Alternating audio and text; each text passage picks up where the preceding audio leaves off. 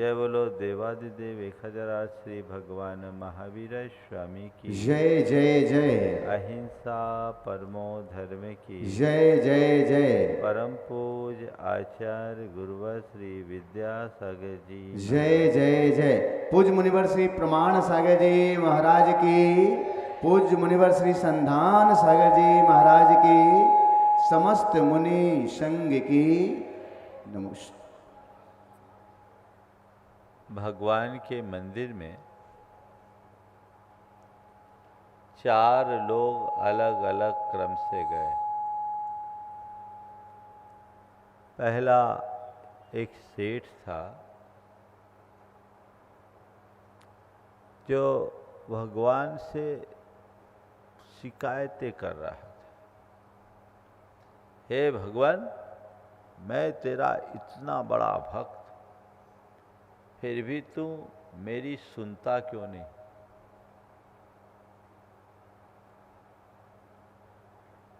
मेरे पास धन है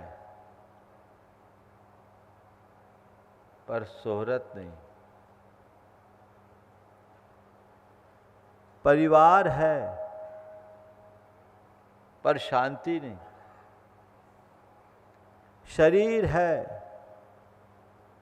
पर स्वास्थ्य नहीं, और संबंध है पर सामंजस्य नहीं। तू मुझे शांति क्यों नहीं देता? शोहरत क्यों नहीं देता? स्वास्थ्य क्यों नहीं देता? मेरे संबंधों को क्यों ठीक नहीं करता? मैं रोज रोज तेरे चरणों में आकर गुहार लगाता, तू मेरी सुनता क्यों नहीं है? अपनी शिकायतें भगवान के समक्ष रखते हुए वो वहां से चला। उसके जाते ही एक अंधा भिखारी वहां आया, अहोभाव से भरकर भगवान को धन्यवाद दे रहा था। हे प्रभु, बड़ा आभारी हूं तेरा, तूने मुझ पर कितनी कृपा की, किन शब्दों में आभार व्यक्त करूं?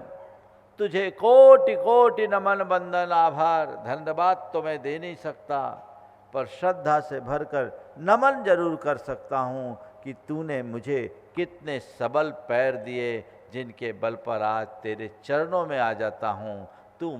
मैं तुझे भले न देख पाऊं, तेरी दृष्टि मुझ पर पड़ती है, मैं निहाल हो जाता हूं। उसके शब्दों में धन्यवाद था। तीसरा व्यक्ति गया,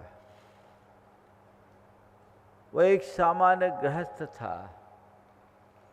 हे भगवान, मेरे रुके काम पूरे कर दो, मेरे संतान नहीं है उसे ठीक करा दो, मेरा स्वास्थ्य अनुकूल नहीं रहता उसे स्वस्थ बना दो, मेरे मुझे मुकदमे में विजय दिलवा दो।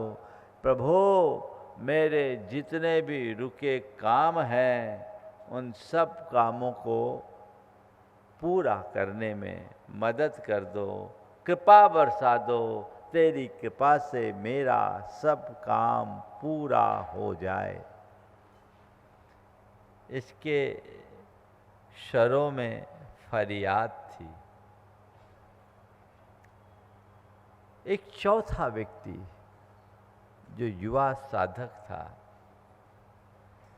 उसने प्रभु से विनती की कि हे प्रभु, तुम्हारे चरणों में कोटि कोटि नमन। बस मैं एक ही प्रार्थना लेकर तुम्हारे चरणों में आया हूं कि मुझे इतनी शक्ति दो कि मैं अपने जीवन के सब प्रकार की चुनौतियों का सामना कर सकूं, बड़े बड़े उतार चढ़ाव में स्थिरता रख सकूं, मेरे हृदय में संघर्ष करने की क्षमता हो, और मैं अपनी क्षमता और स्थिरता को बना सकूं। मैं अपने कार्यों को आपकी प्रेरणा से अपने दम पर पूरी कर सकूं। जीवन की समस्याओं के आगे किसी के आगे हाथ जोड़ने की नौबत ना आए। चारों ने अपने अपने तरीके से प्रार्थना की। चारों भगवान के भक्त थे कथित रूप में, लेकिन चारों के परिणाम अलग अलग। पहले के मन में शिकायत, दूसरे के अंदर धन्यवाद, तीसरे के अंदर फरियाद और चौथे का मन फौलाद। आज इन्हीं चार बातों की चर्चा आपसे करूंगा। अपने जीवन में उतर कर देखो, चार प्रकार के लोग होते हैं। कुछ लोग हैं जो शिकायती स्वभाव वाले होते हैं, कुछ हैं जिनके हृदय में धन्यवाद का भाव होता है, कुछ हैं जो फरियादी बने रहते हैं, गुहारी लगाते रहते हैं, और कुछ हैं जो फौलादी बनते हैं। संत कहते हैं अपने जीवन में शिकायत की जगह धन्यवाद का भाव जगाओ। पहले अंतर मन में उतर करके देखो, तुम्हारे मन में किसी प्रकार का शिकायत है या नहीं? शिकायत है तो किससे? ये तुम्हें देखना है। भगवान से शिकायत, परिवार से शिकायत, जीवन की व्यवस्थाओं से शिकायत, स्वयं से शिकायत, समाज से शिकायत है। अगर पड़ताल करोगे, और मैं थोड़ा सा आप सबको कहने के लिए कह दूं कि लिस्ट बनाओ तुम्हें किससे किससे शिकायत है, तो हो सकता है ढेर सारी शिकायतें होंगी। कईयों को तो मुझसे भी शिकायतें होंगी। महाराज मिलते ही नहीं, लोगों की ये शिकायत है। भाई, शिकायती लहजे से देखोगे तो सब जगह शिकायत ही शिकायत मिलेगी। सबको सबसे शिकायत हो सकती है, पर अगर गहराई से उतरोगे तो पाओगे कि जहां शिकायत है वहां धन्यवाद भी किया जा सकता है।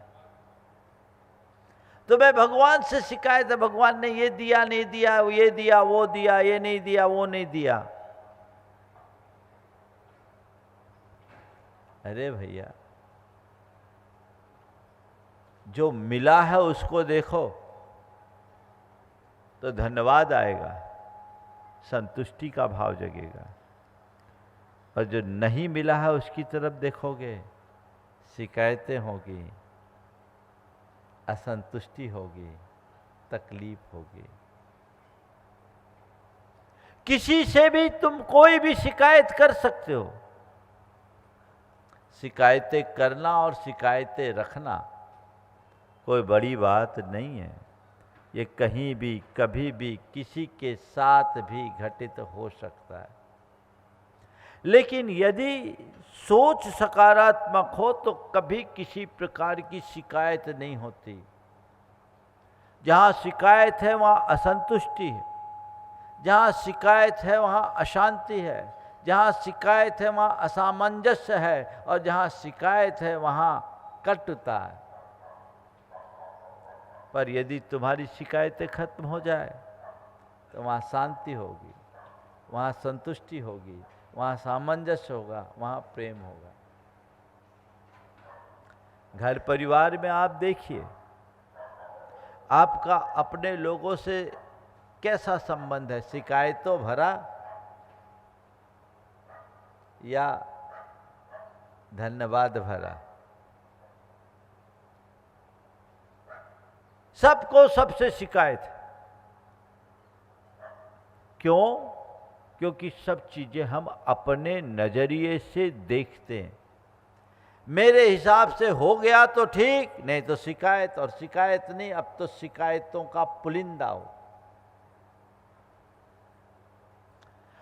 लोगों की दृष्टि इतनी नकारात्मक हो गई है कि चीजों को वो उसी तरीके से देखने के आदी और अभ्यासी बन गए।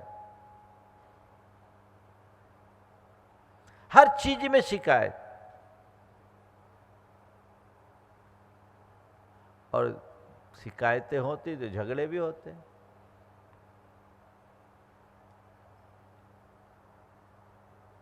पति पत्नी को एक दूसरे से प्राय ज्यादा शिकायतें होती, चलता ही है, और इसी वजह से तनातनी भी होता है। अब एक को अपने पति से बड़ी शिकायत थी।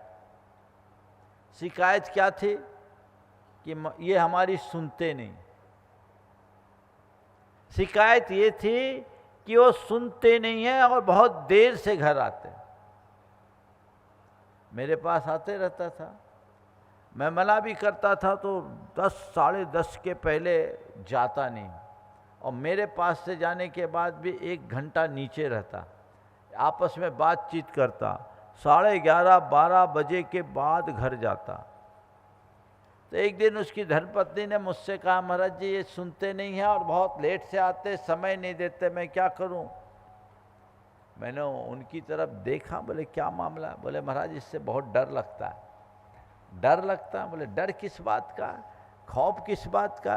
बोले महाराज जाता हूँ, सिवाय शिकायतों के और कुछ मिलता नहीं, तो कौन सुने? कोई अच्छी बात सुनाए तो सुनो। वो अपना पूरा पुराण खोल करके बैठ जाती है। मैं भी सोचता हूँ अच्छा है जब वो सो जाए तभी मैं जाऊं, कम से कम ये जंजाल से तो बच जाऊं। ये कहानी बहुतों के साथ घटती है। तुमने मेरे साथ ये नहीं किया, वो नहीं किया, ये आरोप और शिकायत तो प्रकट कर देते हो, पर कभी ये देखने की कोशिश क्यों नहीं करते हो कि सामने वाले ने तुम्हारे लिए क्या क्या किया? उस व्यक्ति ने अपनी बात को आगे बढ़ाते हुए कहा, महाराज जी ने इस बात की शिकायत तो रहती है, मेरे से शिकायतें रहती है, लेकिन आज तक मैं इनके लिए अपनी जान छिड़कता हूँ, सर्वस्व अर्पित करता हूँ, किसी चीज़ के अभाव को ना होने देता हूँ, भावनाओं का ख्याल रखता हूँ, लेकिन आज तक इनने कभी मुझसे नहीं कहा कि आप मेरा बहुत ख्याल रखते हो। उस व्यक्ति का व्यक्तित्व भी बहुत अच्छा था, वो समाज में बड़ा लोकप्रिय था, बहुत समय देता था, उदार था, अपना धन भी देता था, दान भी देता था, और धर्म के कार्यों में भी आगे और धार्मिक क्रियाकलाप में भी जुड़ा था। सब उसकी प्रशंसा करते थे। पर बोला महाराज सारे समाज मेरी प्रशंसा करती, मैं अपने मुंह से क्या बोलूं? आप मुझे जानते हो अच्छे से, और वो हकीकत थी। मैं अपने मुंह से क्या बोलूं? पर मैं तरस गया हूं, आज तक इनके मुख से प्रशंसा के 2 शब्द नहीं मिले, शिकायतों का तो अंबार लगा रहता है। ये एक उदाहरण है। ऐसी कहानी बहुतों की है। जहां शिकायत होगी वहां दूरी बनेगी, वहां संबंध खत्म होंगे, वहां असंतुष्टि होगी, वहां अशांति होगी, वहां असामंजस्य होगा, प्रेम नहीं टिक सकता। और यदि प्रेम होगा तो शिकायतें खत्म हो जाएगी। फिर दृष्टिकोण ही बदल जाएगा।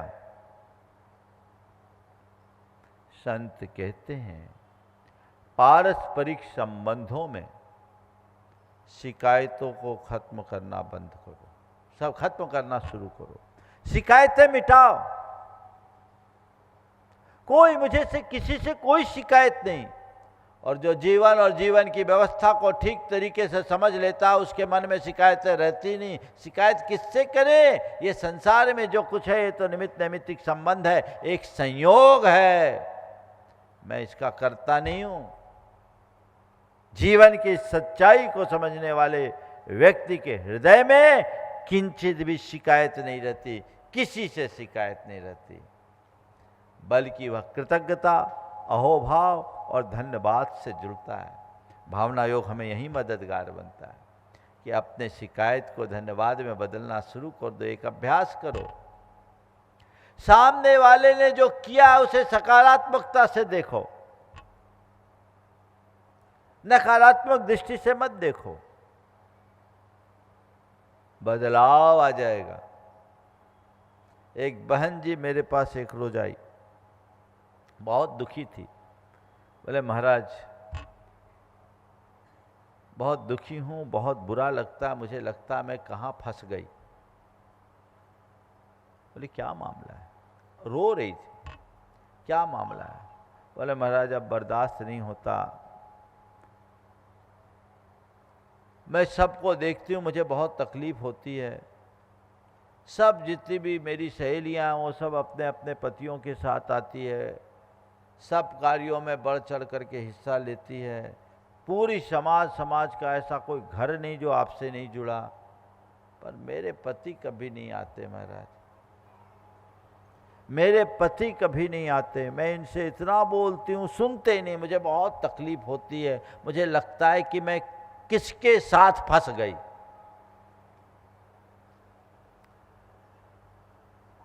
मैंने उससे पूछा ठीक है, तुम्हारे पति यहाँ नहीं आते, भावना भाव वो भी आएंगे, लेकिन ये बताओ तुम्हें तो नहीं रोकते? नहीं नहीं महाराज मुझे तो नहीं रोकते, और मैं रुकने वाली भी नहीं हूँ। मुझे रोकते नहीं और मैं रुकने वाली भी नहीं हूँ। बोले फिर? बोले महाराज मैं तो बिल्कुल अपना काम करती हूँ, मैं ज़्यादा चिंता नहीं करती, शाम का खाना बना लेती हूँ और छोड़ के आ जाती हूँ, शंका समाधान में भी बिल्कुल टाइम से अटेंड करती हूँ, अपने आप आकर के खा लेते हैं। हमने कहा कोई व्यसन बुराई तो नहीं? महाराज उस मामले में तो एकदम देवता है, सुपारी तक नहीं खाते। हमने कहा अच्छा, कमाते धमाते? महाराज वो फाइनेंशियली बहुत स्ट्रांग है, बहुत अच्छे बिजनेसमैन है। बोले और तुम्हारी रिक्वायरमेंट की पूर्ति करते? बोले महाराज एक से एक, आगे से आगे सब काम कर देते हैं, तुम्हारी भावनाओं का ख्याल करते हैं। महाराज पूछना ही नहीं, मरते मेरे पीछे। तो बस एक ही बात है महाराज, आपके पास नहीं आते। एक ही बात है, आपके पास नहीं आते, इसका बड़ा दुख होता है। हमने कहा एक काम करो, जाओ भगवान के चरणों में एक नारियल चढ़ाओ कि भगवान आपकी कृपा से बहुत अच्छा पति मिला है, ये मेरा सौभाग्य है। हमने कहा तुम्हें इस बात का दुख है कि तुम्हारा पति यहाँ नहीं आता, पर ये बताओ तुम्हारा पति यदि तुम्हें आने से रोकता तो तुम क्या करती? तुम्हारा पति यदि शराबी कबाबी होता तो तुम क्या करती? तुम्हारा पति यदि व्यसन और बुराइयों में फंसा होता तो तुम क्या करती? तुम्हारा पति यदि उग्र मिजाजी होता, तुमसे रोज लड़ाई झगड़ा करता, मारपीट करता तो तुम क्या करती? तुम्हारा पति यदि निखम्मा निखट्टू होता तो तुम क्या करती? तुम्हारा पति अगर कमाई धमाई नहीं करने वाला होता तो क्या करती? तुम्हारा पति तुम्हारी भावनाओं की कदर नहीं करता तो तुम क्या करती? तुम्हारा पति यदि तुम्हारी रिक्वायरमेंट फुलफिल नहीं करता तो तुम क्या करती? ये सब होता है ना, तो तुम अपने पति से शिकायतें करना बंद करो, उसे धन्यवाद दो और कहो ठीक है, आपका बहुत बहुत आभार, आप जो करें मैं आज के बाद आपसे बिल्कुल नहीं कहूँगी, आपने मेरे लिए जो स्वतंत्रता दी है मैं बहुत बहुत आभार व्यक्त करती हूँ, और मैं ऐसा महसूस करती हूँ मेरा 6वां हिस्सा आपके खाते जाए, और ये मैं भावना भाती हूँ कि मेरा पुण्य आपको लग जाए। ये बात जाके बोलो। उसने मेरी बात को गंभीरता से सुना और जाके पति को सारा वाकया सुना दिया। वाकया सुना दिया और पति पर बिल्कुल विपरीत असर पड़ा। उसे लगा अरे महाराज इतना पॉजिटिव सोचते हैं, महाराज का इतना पॉजिटिव मार्गदर्शन है, चलो मुझे एक बार महाराज से मिलना। वो आया। आने के बाद उसने कहा महाराज मैं तो मन में बड़ी श्रद्धा रखता हूँ, लेकिन एक डर से मैं आप लोगों के पास नहीं आ सकता, नहीं आता। बोले आप लोगों के बारे में ऐसी धारणा है कि आप लोग बहुत नियम दे देते हो, और आप कोई नियम न दे दो, इसलिए मैं डरता था। संयोग से उस समय मेरे साथ एक महाराज थे, वो नियम देते थे, और नियमों के चक्कर में कई लोग हैं जो कमज़ोर हो जाते हैं। मैं तो किसी को नियम देता नहीं, लेकिन मेरे पास आने वाले सब लोग नियमबद्ध हो जाते हैं, इसमें कोई संशय नहीं। फिर वो आदमी जुड़ गया, बदलाव आ गया। कहने का तात्पर्य ये है कि शिकायतों से संबंध खराब होते हैं और धन्यवाद से संबंध बढ़ते हैं, सुधरते हैं, प्रेम होता है। आज से एक तय करे मैं अपने जीवन में शिकायतों को अलविदा कहूंगा। अंदर से स्वीकृति का भाव आ जाए, शिकायत खत्म। जो है, जैसा है, जिस स्थिति में है उसे अच्छा मानो, स्वीकार करो, पॉजिटिव देखोगे, सब चीजें हो जाएगी। वर्ष समाप्ति की ओर था, पति पत्नी दोनों बैठे और पत्नी ने 2 डायरियां अपने पति के आगे रखी। नए साल में सब लोग नए नए रेजुलेशन लेते हैं ना, बोले ये डायरी मैं देती हूँ, आप एक काम करना, प्रतिदिन की आपकी जितनी गलतियां होंगी उसे मैं अपनी डायरी में लिखूंगा और मेरी गलतियों को आप अपनी डायरी में लिखना। साल के अंत में हम देखेंगे इस साल में किसने कितनी गलती की। पत्नी का यह प्रस्ताव था, मेरी गलतियों को आप लिखना, आपकी गलतियों को मैं लिखूंगी और साल के अंत में देखेंगे हम लोग कि किसकी कितनी गलती है। बड़े प्रेम से डायरी को रख लिया। साल पूरा हुआ, दोनों फिर इकट्ठे हुए। अब पत्नी ने सबसे पहले अपनी डायरी खोली, हर पन्ना भरा था।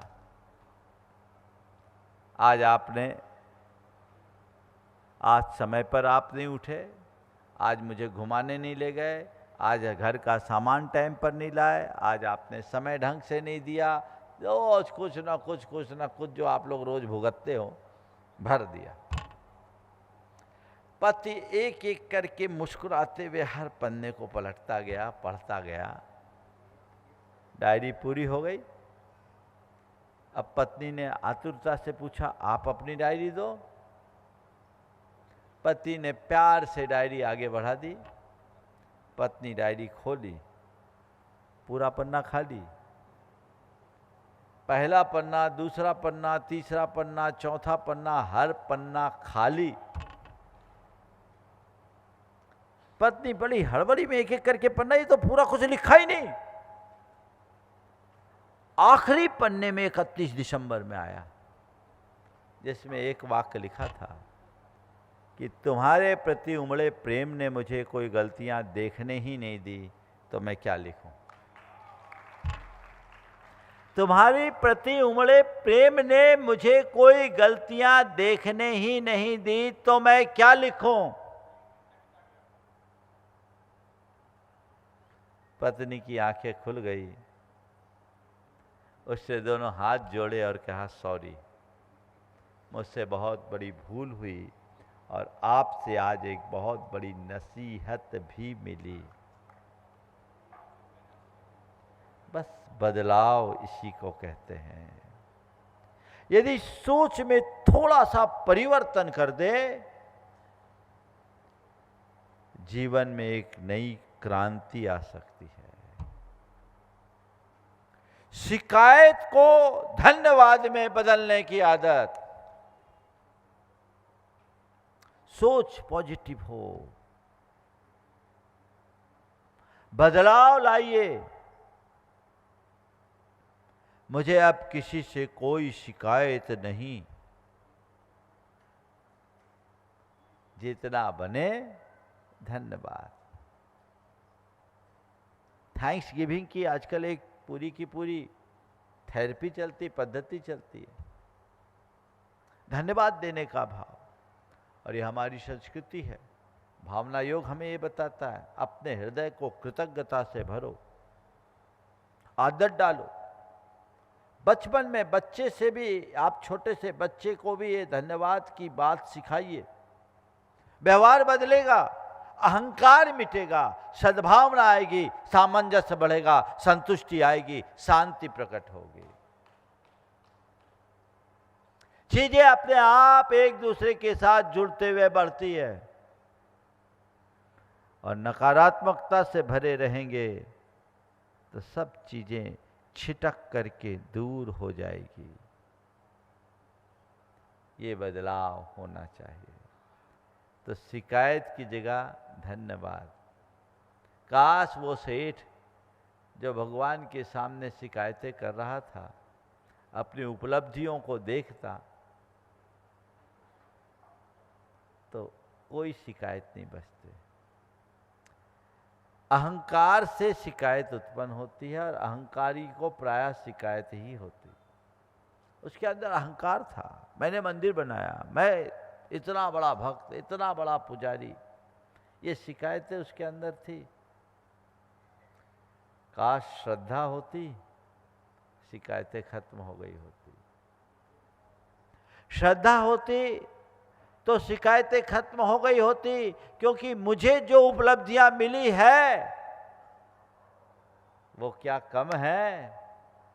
उसे तो देखो, सीख लेना चाहिए उस अंधे भिखारी से, जो आंखें खो कर के भी प्रभु के प्रति आभार व्यक्त कर रहा है। सच्चे अर्थों में इस भिखारी को भिखारी कहना भी गुनाह है। सच्चे अर्थ में देखा जाए तो जिसे भिखारी कहा जा रहा है वो सम्राट या सही पुजारी है, और असली भिखारी तो वो सेठ था, जो सब कुछ होने के बाद भी अभी भी झोली पसार रहा है और शिकायतों भरे स्वर प्रकट कर रहा है। धन्यवाद। दूसरी बात, फरियाद। जब मनुष्य के जीवन में किसी प्रकार की समस्याएं आती है तो प्रायः वह गुहार लगाना शुरू कर देता है, फरियादी बन जाता है, सब जगह जाकर अपना सिर पटकना शुरू कर देता है, दीनहीन सा बन जाता है।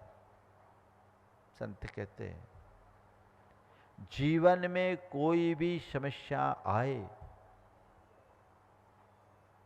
तो ये बात अपने अंदर में बिठाओ कि तुम्हारे जीवन की समस्या की वजह तुम्हारे भीतर है, बाहर नहीं। तुम्हारे जीवन में जो भी समस्या आई है वो तुम्हारे कारण से आई है, उसकी वजह तुम्हारे भीतर है। बाहर वाला तो केवल निमित्त है और वह केवल संयोग है। तो समस्या का मूल भीतर है तो समाधान भी भीतर मिलेगा। अगर तुम इसका समाधान बाहर ढूंढोगे कुछ भी हासिल होने वाला नहीं है। बाहर वाला कोई भी तुम्हारी समस्या का समाधान नहीं दे सकता। तो वह अपने भीतर उसे घटित करना होगा और उसके लिए अपने मन को मजबूत बनाना होगा, अपने व्यक्तित्व को फौलादी बनाना होगा। फौलादी किसको बोलते हैं? जो सबका सामना करने में सक्षम हो, बड़ी बड़ी चुनौतियों को भी जो सहजता से पार कर ले, सामना कर ले, जिसके हृदय में आध्यात्मिक निष्ठा प्रकट हो जाती है, वो अपने जीवन में आने वाली छोटी मोटी बातों से रंच मात्र भी नहीं घबराता। उसे इस बात का स्पष्टतया भान होता है ये जो है महज संयोग है और संयोग स्थायी नहीं होते, बदल जाएंगे, और ये जो भी है ये सब ऊपर का परिवर्तन है। भीतर जो कुछ है वो अजर अमर अविनाशी है, उसमें कोई बदलाव संभव नहीं। ये दृष्टिकोण अगर अंतर मन में विकसित हो जाए तो फिर व्यक्ति कभी नहीं घबराता, रंच मात्र भी नहीं घबराता। मेरे संपर्क में एक व्यक्ति, फौलादी व्यक्तित्व कैसा होता है? फरियादी तो आप बहुतों को देखे होंगे, देखे क्या होंगे, बहुतों में फरियादीपना दिखता है, लेकिन फौलादी लोग विरल होते हैं, और जो ऐसे सोच के धनी होते हैं उसके जीवन के आनंद की स्थिति ही कुछ अलग होती है। एक व्यक्ति, बहुत अच्छा कारोबार चल रहा है और सेल्फ मेड व्यक्ति, पिता बहुत सामान्य स्थिति के एक की दुकान में नौकरी करके अपना जीवन चलाते थे। लड़का बहुत मेधावी, लगनशील और परिश्रमी था। उसने पढ़ाई की, पढ़ाई करने के बाद एक प्राइवेट फर्म में कुछ दिन नौकरी की। अपनी लगन निष्ठा से उसने अपनी लिंक बनाई, अपना अच्छा कारोबार शुरू किया। कारोबार तेजी से बढ़ा, काफी उसने अपने आप को एक बहुत सुदृढ़ स्थिति में स्थापित कर लिया।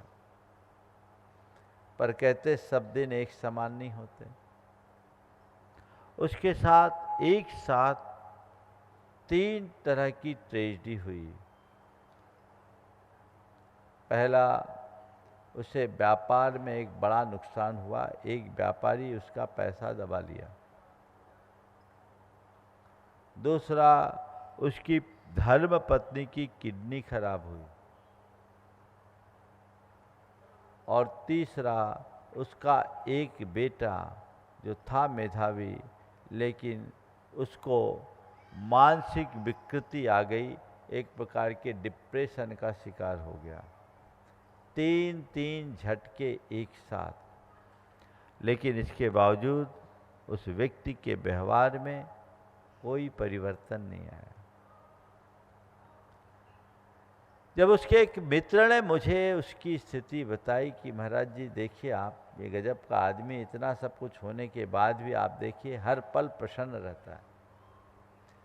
मैंने उसकी तरफ देखा तो उसने कहा, महाराज मैंने आपसे ही ये सब मंत्र सीखा है, और आपने एक दिन मेरी भावना की 2 पंक्तियां सुनाते हुए कहा था कि धर्म का असली रूप आत्मसात कर लो, जीवन में कभी दुखी नहीं होगे। और मैंने उसी दिन उस मंत्र को स्वीकार लिया।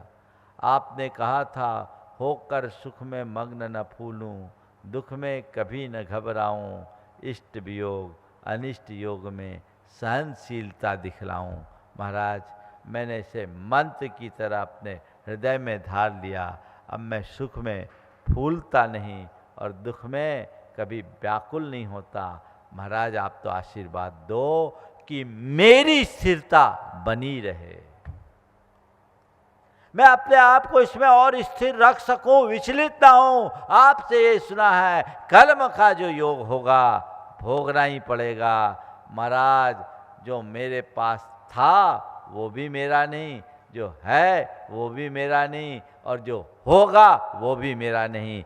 आने वाला भी मेरा नहीं, जाने वाला भी मेरा नहीं, पाया वो भी मेरा नहीं, खोया वो भी मेरा नहीं, बचा है वो भी मेरा नहीं। मेरा जो है न पाने योग्य है, न खोने योग्य है, न बचाने योग्य है, न मिटाने योग्य है। वो है शाश्वत आत्म तत्व। एगो में शाश्वतो आदा, नान दंसन लक्षणों, शेषा में बाहिरा भावा, सव्वे संजोग लक्षणा। इस सत्य को हृदय में अवधारित कर लो, असाधारण पराक्रम प्रकट हो जाएगा। यही तुम्हें बल देगा, यही तुम्हें मजबूती देगा, यही तुम्हें स्थिरता प्रदान करेगा, और इसी से तुम शांति प्राप्त कर पाओगे। फौलादी बनिए, सोच को बदलिए, आध्यात्मिकता से ओत प्रोत हो करके चलिए। थोड़ी देर में लोग विचलित हो जाते हैं, भगवान अब क्या करें, अब तो कोई रास्ता ही नहीं दिखता, सब कुछ मिट गया, सब लुट गया, अब मैं क्या करूं, कहाँ जाऊं। अरे भाई, थोड़ा गहराई से तो विचार, जो मिटा है वो तेरा था कहाँ, जो लुटा है वो तेरा था कहाँ, और तेरे पास है क्या जो मिट जाए, तेरे पास है क्या जो लुट जाए। जो तेरा है वो मिटने जैसा नहीं है, जो तेरा है वो लुटने जैसा नहीं है, जो तेरा है वो पाने जैसा भी नहीं है, और तेरा है वो खोने जैसा भी नहीं है। वो जो है सो है, अजर अमर अविनाशी ध्रुव शाश्वत सत्य। उस अध्यात्म के श्रद्धानी बनिए। आज के इस दौर में लोग इसी श्रद्धान से विमुख हो रहे हैं, इसी कारण परेशान हैं। वस्तु स्वरूप विचारते मन पावे विश्राम, ये उक्ति निराधार नहीं है। तो शिकायत नहीं धन्यवाद, फरियाद नहीं फौलाद अपने जीवन का मंत्र बनाओ। आज से तय करो, अब मैं शिकायतों को से मुक्त होकर जीऊंगा, धन्यवाद के भाव जगाऊंगा, और कुछ भी हो जाए फरियाद और गुहार से मुक्त होकर अपनी आत्मा को फौलादी बनाऊंगा, शाम ना करूंगा। और संत कहते हैं जो फ्रंट में हो उसे फेस करो, जो सामने हो उसका सामना करो। संयोग बदलेंगे, रात के बाद प्रभात और प्रभात के बाद रात, ये चक्र चलता है, घबराना मत। चाहे कैसी भी विषम परिस्थिति क्यों ना हो, आत्मज्ञानी व्यक्ति, तत्व श्रद्धानी व्यक्ति विचलित नहीं होता, स्थिर बना रहता है, और यही स्थिरता उसे फौलादी बनाती है। जीवन के इस मंत्र को आत्मसात करके चलिए, जो हमारे जीवन को बेहतर बना सके, जीवन को आगे बढ़ने में, बढ़ाने में मददगार बन सके, बना सके। बंधुओं, विगत दिनों भावना योग की आप सबसे चर्चा हुई। भावना योग एक ऐसा प्रयोग है जो आप नियमित करें तो अपने अंदर यह सब बातें घटित कर सकते हैं और जीवन को आगे बढ़ा सकते हैं। एक लंबे समय तक इस विषय में चर्चा चली, आप इसे और आगे बढ़ाने की कोशिश करें और अपने जीवन का हिस्सा बनाएं। बोलिए परम पूज्य आचार्य गुरुवर विद्यासागर महाराज की।